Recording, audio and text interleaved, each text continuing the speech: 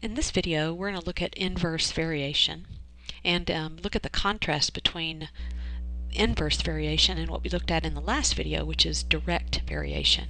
So just to recap the last video, if you haven't looked at 2.6a, please look at that before you move on to this one and before you continue. But direct variation was this relationship.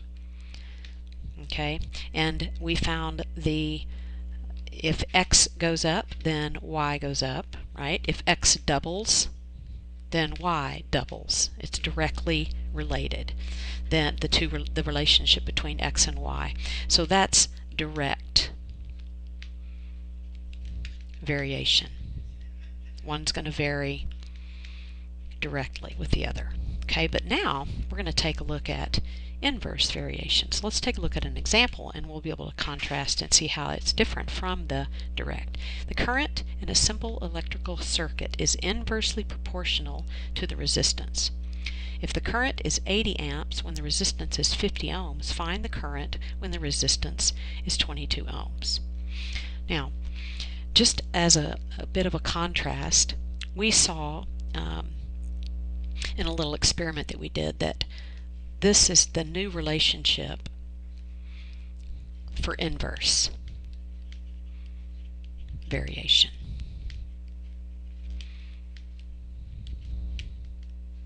Okay, so we have y is equal to k over x, meaning that if x goes up, look what happens to the value of y. If x goes up, then that means that y is going to end up going down. Okay, so they're inversely related because they're the x is in the denominator. Okay, so let's take a look at writing our equation for this situation. The current in a simple electrical circuit is inversely proportional to the resistance. And here's what that means. The current is inversely proportional to the resistance. So we're going to write if we use their variables, we would write it this way. But it's really the same exact thing as the formula that we have here. Y is equal to k over x, or c is equal to k over r. Now I'm going to use their variables just because we're using a real life situation, real life problem, and I want to make sure that I put the variable in the right spots. So here we go. If the current is 80 amps, the current, that's going to be my 80, when the resistance is 50 ohms.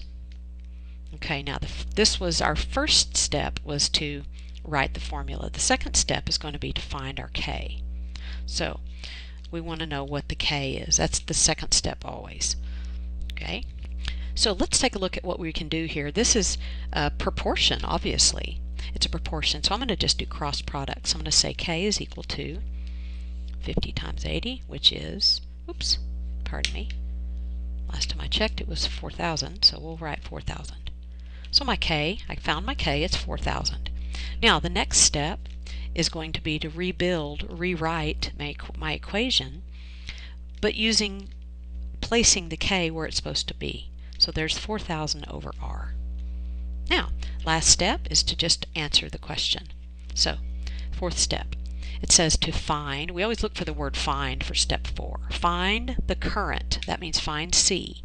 So that means C is not going to be given to me when the resistance is 22. So I'm going to put the 4,000, which is part of my formula now, and I'm going to divide by 22 as the resistance. So here we go.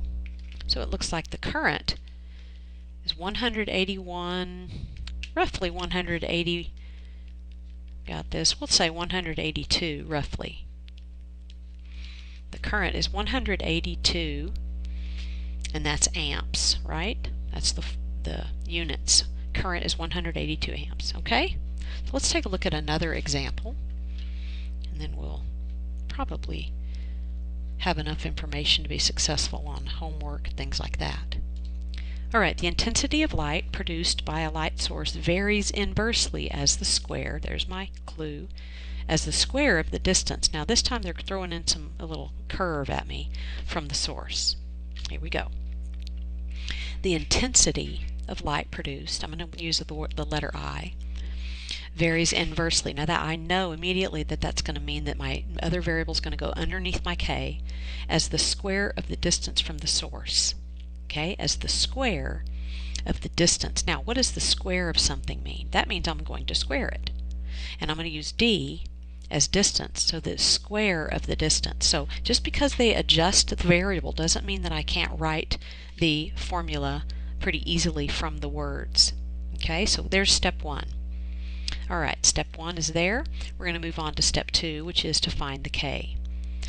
Now, it says if the intensity of a light produced 3 feet from the source is 750 foot candles. Intensity is 750. Don't just go by the order of the words. You have to make sure you're using the correct information. 750 is the intensity produced 3 feet from the source. Well, that's going to be my 3 that gets squared. Okay, so now my next procedure is just to go ahead and solve for k. I'm going to use cross products, and this is just a 9, and I multiply 9 times 750 and I get 6750.